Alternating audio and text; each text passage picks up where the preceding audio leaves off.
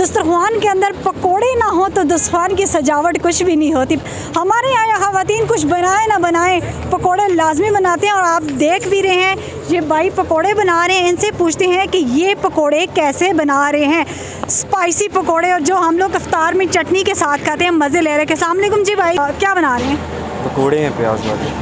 प्याज वाले पकोड़े? प्याज वाले, आलू प्याज वगैरह पालक सब कुछ मिक्स है। गरम गरम पकोड़े बन रहे हैं जी, कैसे बनाते हैं?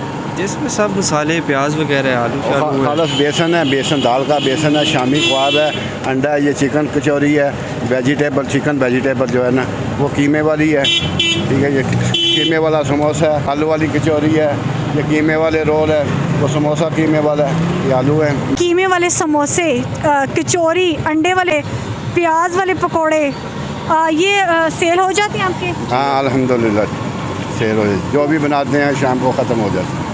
ये मुझे बताएं, इनका जो आप ये मसाला वगैरह बना के रखते हैं पकोड़ों का, ये कितने टाइम पहले बना के रखते हैं? ये तकरीबन आधा घंटा पहले माल तैयार होता है, उसे मिक्स होते समेट जाता है, पकौड़ा अच्छा बेहतरीन टेस्ट वाला तैयार होता है।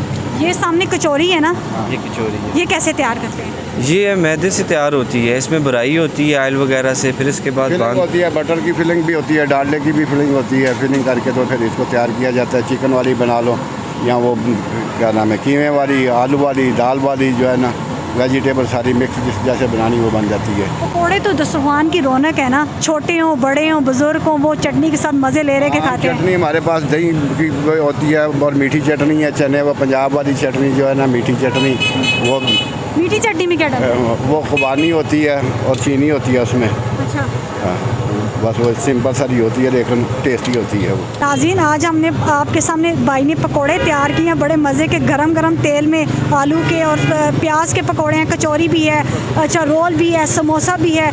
और यही बात है कि पकोड़े जो है ना दस्तरखान की रौनक होते हैं। अगर पकोड़े ना हो तो हम लोग कहते हैं जी हमारा रोज़ा ही अधूरा है, हमारी इफ्तार ही अधूरी है। ऐसी मज़ीद वीडियो को देखने के लिए हमारा चैनल सब्सक्राइब कीजिए, फॉलो कीजिए। अपनी ओर से जाने को इजाज़त दीजिएगा। अल्लाह हाफ़िज़।